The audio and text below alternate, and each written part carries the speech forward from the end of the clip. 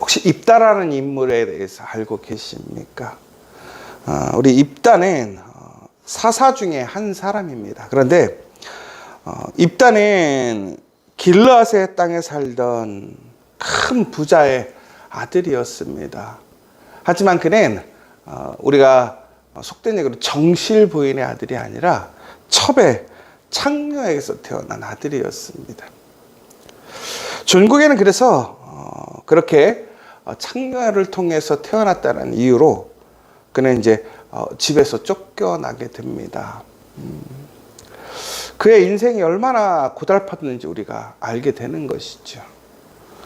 결국에는 그가 오갈 데가 없게 되므로 이제 건달패와 어울리게 되었어요. 그런데 입다가 상당한 어떤 체력적으로 강성함이 있었던 것 같아요.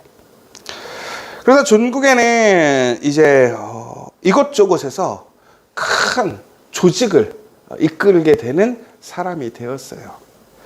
그래, 예전에도 보면 이렇게 좀 안 좋은 일을 하시는 분들, 또 이렇게 정상적이거나 합법적인 것이 아닌 일들을 하시는 분들을 보면 대부분이 과거의 삶들이 이렇게 순탄치 않았던 분들이 본인들의 이야기로 하자면 살려고 살 수밖에 없기 때문에 그러한 삶을 살아가게 봅니다. 그런데 입다 같은 경우에는 그 와중에서 자신의 삶을 견고하게 세웠던 사람인 것이지요. 그런데 이스라엘에 암몬이 쳐들어오게 됩니다. 그런데 이스라엘 장로들이 이 암몬과 싸울 사람을 찾지 못하는 거예요. 그래서 결국에는 어떻게 하냐면 이 입다를 찾아가서요, 자신들의 지휘관이 되어달라고 얘기를 하고 있습니다. 그러니까 예전에는 그가 속된 얘기로 깨끗한 사람이 아니었다는 이유로, 정실부인이 아니었다는 이유만으로 가정에서 그가 그 공동체에서 버림을 받았던 것이죠. 그래서 한이 맺혀서 그가 바둥바둥 살다가 그런 얘기로 조직의 우두머리가 됐는데 갑자기 상황이 바뀐 거예요. 참 보면 세상은 그래서 알다가도 모를 일이에요. 그런데 그때 입다가 이제 그 제안을 듣고 이제 처음에는 당연히 뭐 수락을 하지 않겠죠. 그런데 장로들이 입다에게 뭐라고 얘기하냐면 전쟁에서 이기게 되면 그냥 군대의 지휘관이 아니라 이스라엘의 통치자로 세우겠다고 얘기를 하는 거예요. 여러분 어떻게 생각하세요? 지금까지 나를 벌레 버릇하고 나를 무시하고 나를 버렸던 그 사람들이 내가 힘들고 어려울 때는 그 한 명도 나를 돌보지 않고 찾아와서 얘기해 주지 않던 사람들이 자신들이 필요하니까 찾아와서 도움을 달라고 그러는 거예요. 그런데 그것에 대해서 못하겠다고 거절하는 것이죠. 어떤 사람이 선뜻 아무리 선한 일일지라도 나를 버린 곳, 나를 배신한 곳, 나를 우습게 하는 그 사람들에게 갈 수 있겠습니까? 그런데 사람들이 솔깃한 제안을 하는 거죠. 군대 장관이 아니라 통치자로, 왕으로 세우겠다고 하는 거예요. 여러분들 같으면 어떠시겠어요? 이렇게 얘기가 나오면 좀 달라지지 않습니까? 지금까지 입다는 인정받지 못했고 버림받고 무시당했어요. 그런데 이제 한 번에 그것을 다 회복할 수 있는 시점이 왔어요. 여러분 같으면, 여러분도 만약에 그러한 힘과 능력이 있다면 그 제안을 받아들이지 않겠습니까? 그런데 입다도 두려움과 불안함이 있었어요. 왜 그랬을까요? 혹시라도 이 싸움에서 지게 된다면. 여러분 예전에 과거에는요, 그가 무엇인가를 행하지 않고 버림을 받았어요. 대생적으로.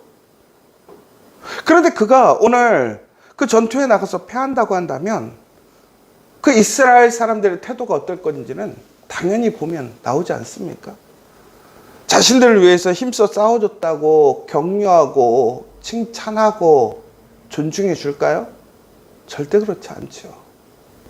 아마 지금보다도 더 우습게 여기고 자신을 하대할 거란 말이에요.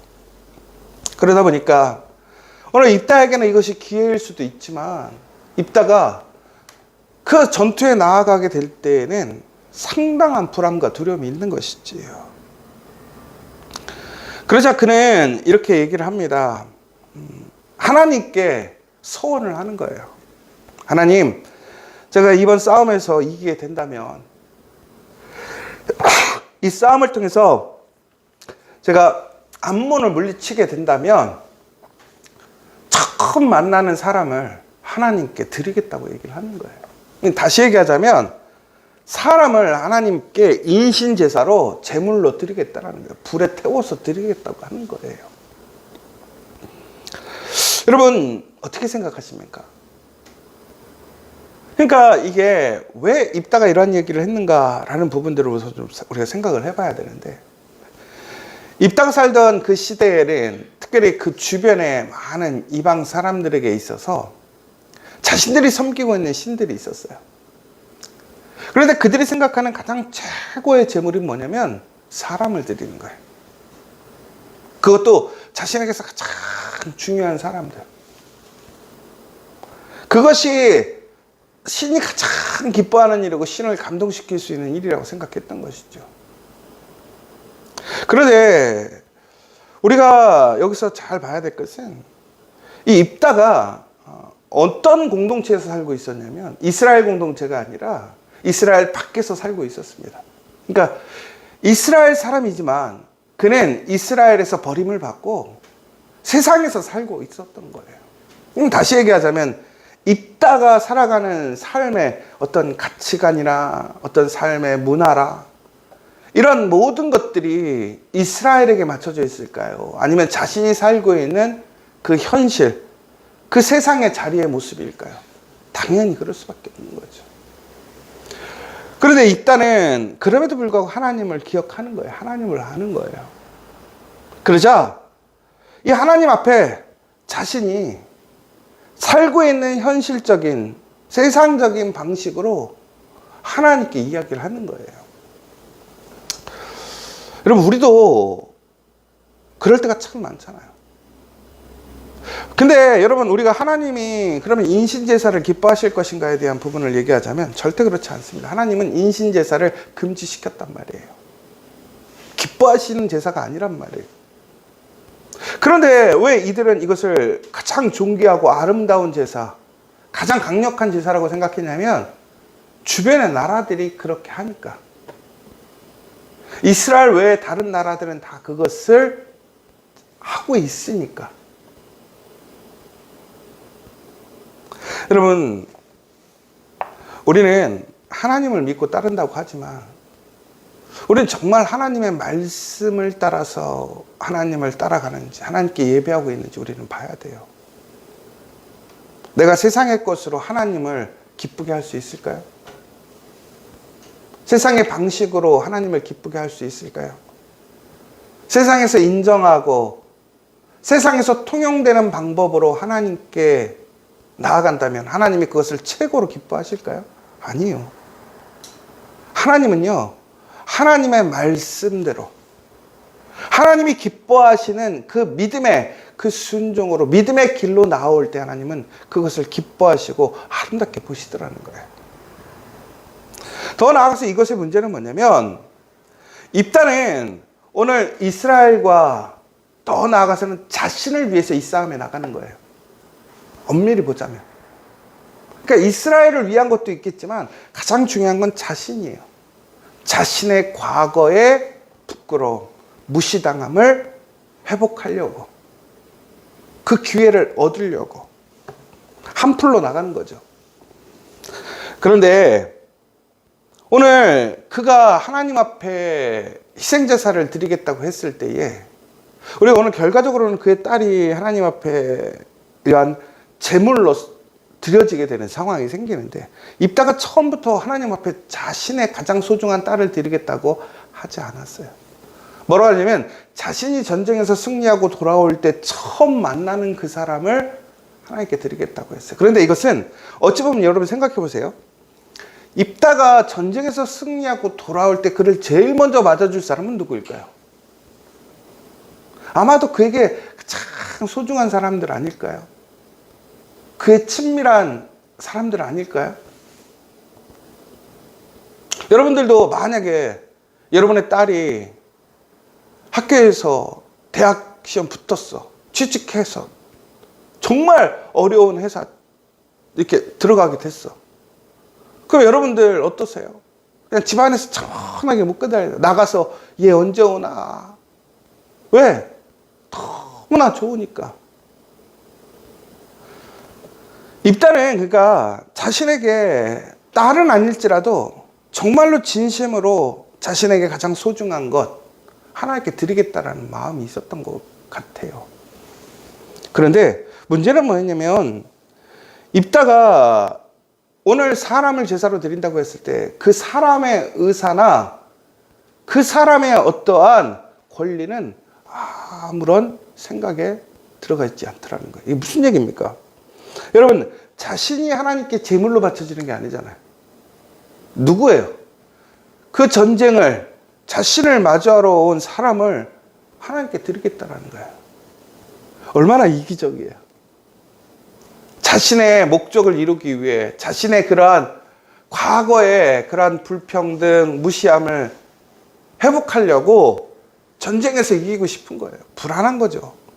하나님께 세상에서 드리는, 세상에서 인정하는, 세상에서 통용되는 인신제사를 드리겠다고 하는 거예요. 그런데 정작 그 인신제사로 희생되어야 될 그 사람의 의사는 아무런 생각이 고려가 없는 거예요. 그 사람은 그냥 잡혀서 자기의 목숨을 빼앗기는 거예요. 무슨 얘기냐면 하나님 기쁘게 하려고 생명을 죽이고 그 생명을 값없이 자신이 사용하겠다고 하는 거예요. 그러니까 일단은 지금 자신에게 힘이 어떤 정도까지 있냐면 자신이 사람 하나 죽이고 살리는 건 자기에게 달려 있다고 하는 거예요. 여러분, 그런데 우리가 성경을 통해서, 우리가 말씀을 통해서 우리가 고백할 수 있는 건 뭐냐? 생명이 누구에게서 옵니까? 하나님께로 오죠. 그리고 그 생명을 판단하시고 그것을 취하실 수 있는 분은 누구입니까? 하나님밖에 없잖아요. 그러니까 며칠 전에 우리 목요일날 오란 전사님 설교했을 때 다윗이 사울의 옷자락만 잘랐던 이유가 뭐예요? 죽일 수 있었음에도 불구하고 하나님이 세우신 종이라는 거예요. 아무리 불의한 사람이라도, 지금 잘못된 길을 가고 있을지라도 하나님이 세우신 사람이면 누가 끌어내린다는 거예요? 하나님이 내리신다라는 거예요. 손을 대지 않나요? 철저하게 하나님께 맡기는 거예요. 이것이 진짜 믿음의 사람이라는 거예요. 그러나 입다는 믿음의 사람이 아니었습니다. 더 나아가 이스라엘 장로들이 입다를 세웠던 이유는 그가 영적으로 탁월해서 세운 게 아니라 어떻게 세운 거예요? 세상적으로 능력이 있기 때문에 세웠던 거예요. 여러분, 여기서 우리가 참 주의해서 봐야 될 것이 있어요. 우리가 하나님의 일에 참여하게 될 때의 동기가 무엇냐, 우리 스스로 잘 살펴봐야 돼요. 더 나아가서는 우리가 우리의 문제를 해결할 때 그 문제의 가장 중요한 힘, 원천은 우리는 어디에 두고 있느냐라는 거예요. 하나님이냐 아니면 세상이냐. 웃긴 것은 이것이 하나님의 전쟁, 하나님을 의지하고 더 나아가서 하나님의 이름으로 행해지는 모든 일들이지만 정작 하나님은 없어요. 하나님은 표현상 이름뿐이라는 거예요. 여러분, 이 사사기 때가 가장 문제가 뭐였냐면 그들이 이름으로는 하나님을 불러요. 그들의 삶은 하나님의 백성이라고 고백을 해요. 그러나 실제적인 삶은 신앙과 삶이 분리되어 있는 거예요. 여러분, 저는 이번 사순절 통해서 우리 철저하게 우리 삶을 좀 돌아봤으면 좋겠어요. 나도 모르게 변해요. 왜 그런지 아십니까? 우리가 세상에 살고 있기 때문에. 우리가 세상에서 살다 보니까 세상의 문화, 세상의 가치관, 세상에서 행하는 모든 일들이 나도 모르게 흡수가 되는 거예요. 여러분, 우리가 얼마나 웃기냐면 우리가 말하는 말투나 혹은 우리가 즐겨 듣는 음악이나 이런 모든 것들이요, 나도 모르게 세상 가운데서 듣고 보는 것들이 내 입술을 통해서 흘러나와요. 여러분, 지금 우리는 어떻습니까? 더 나아가서 오늘 입단은 하나님을 거래의 대상으로 보는 거예요. 자신이 하나님께 이렇게 하면 하나님께서 나에게 응당 그러한 대우를 해주실 거야. 여러분, 우리가 하나님 앞에 기쁨으로 하나님께 드린다라는 것, 순종한다라는 것은 매우 중요합니다. 그런데 여기서는 입다의 표현으로 빌리자면 하나님은 자신보다 조금 더 힘센 사람인 것 뿐이에요. 정말 자신과 그 나라와 그 모든 것의 주인이라고 생각하지 못하는 거예요. 여러분, 우리가 무엇인가를 거래의 대상으로 본다는 것은 그 자리에 동등함을 취하는 거거든요.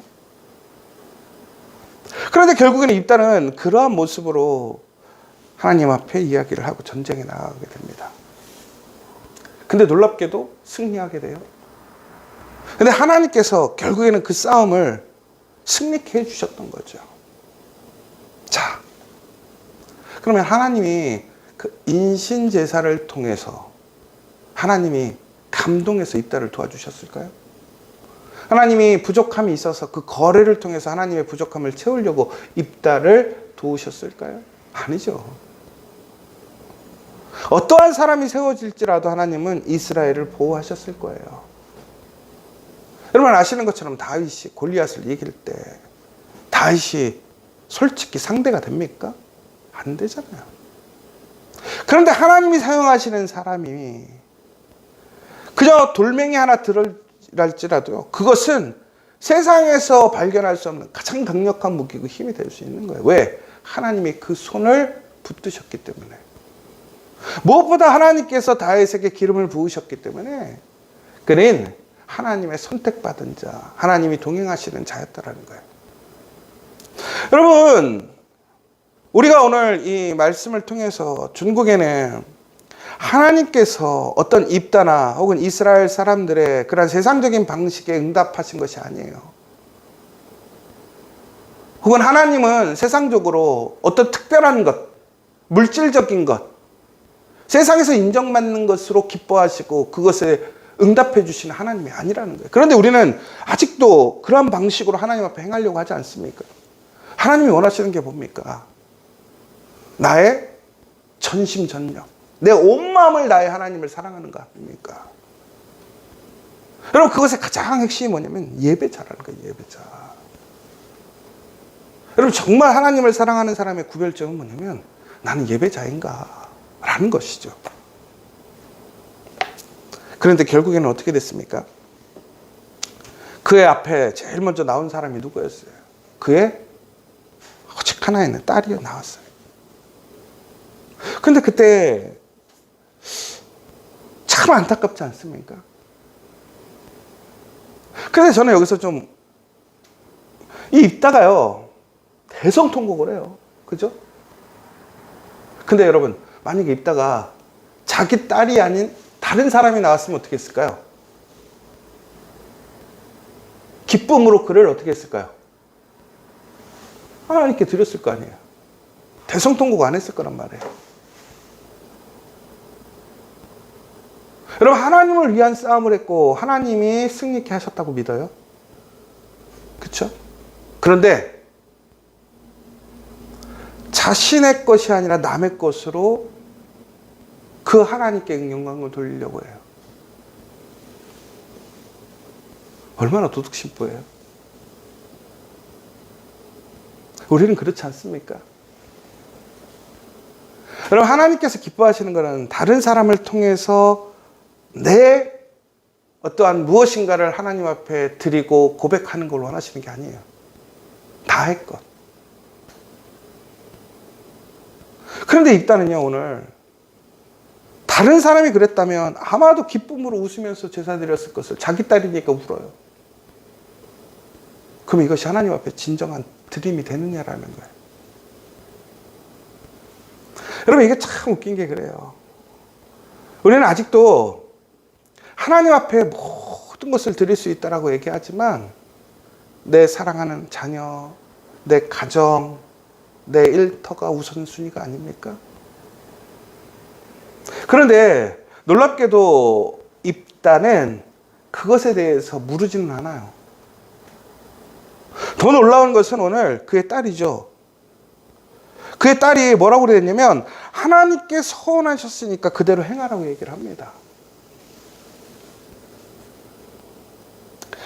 여러분, 전국에는 우리가 우리의 어떠한 과거에 내가 받았던 상처 혹은 버림받음, 무시, 불이익, 치욕 때문에 나도 모르게 즉흥적으로 내가 해야 할 말과 해야 하지 않아야 될 말을 절제하지 못할 때가 많아요.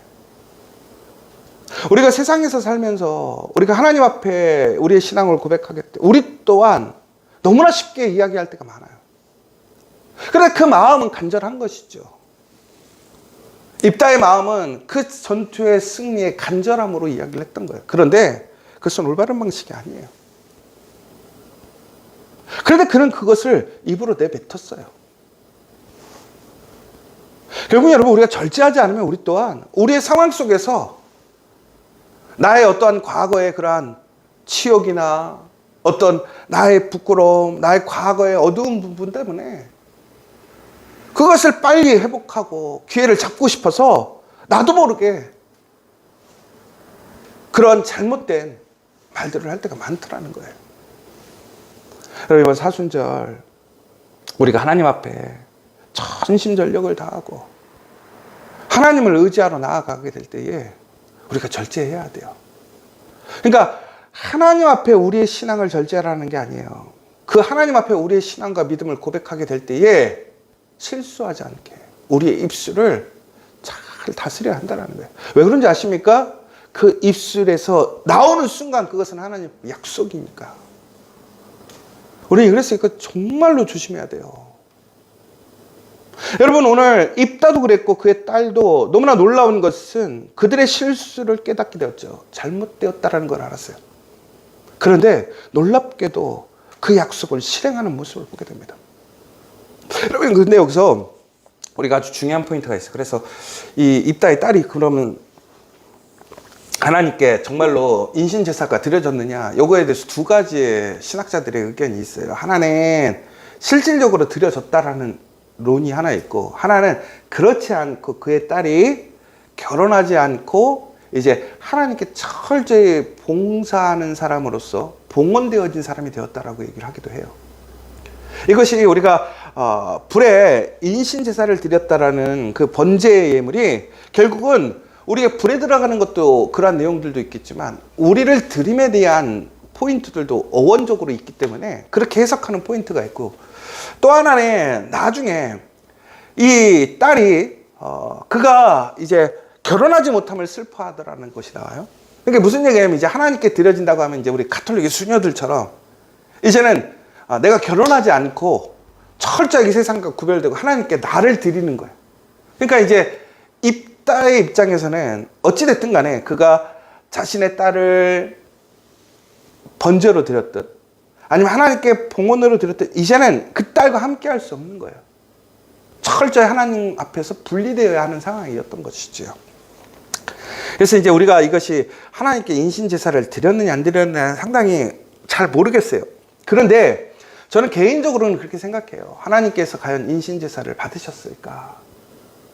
왜? 하나님께서 금지하신 일을 하나님이 그 약속을 지키기 위해 잘못된 방법을 진행하게 하셨을까? 저는 그렇게 생각하지 않아요. 왜 그러느냐? 여러분, 이삭을 기억하십니까? 하나님께서 이삭을 하나님께 드리라고 했어요.